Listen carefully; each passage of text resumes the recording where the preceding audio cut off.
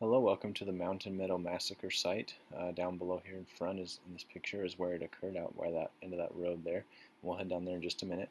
In 1857, in the fall, a group of immigrants from Illinois were heading out to California, and on the way out there were intercepted by a group of militiamen, Native Americans, and LDS communities leaders. The battle ensued that lasted for 5 days. It was a siege upon the immigrants. After 5 days, the immigrants surrendered after they'd run out of ammunition and other supplies. After surrendering, the militiamen marched them about a mile and then turned to the side and shot everybody, including men, women, and children.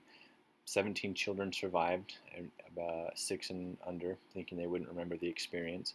And then the children were then adopted by community members until they were brought back to Illinois to live with family. Here are just some of the plaques in the area. They're kind of hard to read, so I apologize for this.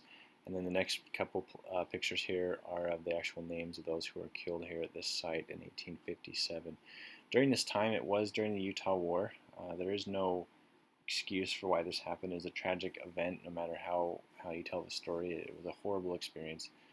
Essentially, one of the reasons it happened was it was during the Utah War, and the Johnson's army was coming out to the Utah Valley area to essentially get rid of the Mormons, or because they thought they were rebelling. And so the community was told to keep the supplies reserved, so that if they needed to retreat into the mountains or whatever they needed to do, they would have enough supplies. So when immigrants came through, a lot of people denied them trade and being able to buy things, just because they were nervous that they wouldn't have enough supplies themselves if they had to retreat into the mountains or something. So a lot of the immigrants became angry, and the immigrants were saying different things that upset the local communities. And although the main church leaders said no to doing this, some of the local church leaders in Cedar City and Parowan and areas like that actually were more agreeable to this, thinking that they were going to cause issues, even though nothing ever happened. They were very peaceful people.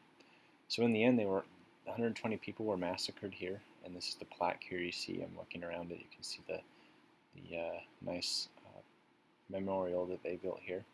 And I'm also going to walk along the trail and show you guys where the wagon trains were as they were being sieged. In this open field here, to my right, out there is actually where the siege happened. There's a little hill area there. Here's actually the Spanish Trail, the original Spanish Trail that went through here, that was kind of used as a marker for future travelers. And there again, there's more of the Spanish Trail area.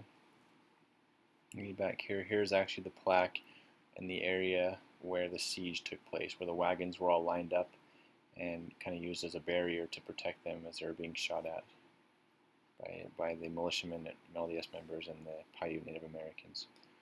There's just some information down here as well. I'm sorry, the wording is so little. So yeah, after the 5 days was up, the siege was over, and in fact, some of the bodies are buried in this field here in front. Some of the 15 that were killed are buried around there. I'm just kind of showing you guys here the hillside that they were using as kind of a barrier to keep them keep them better protected. Okay, thanks for watching.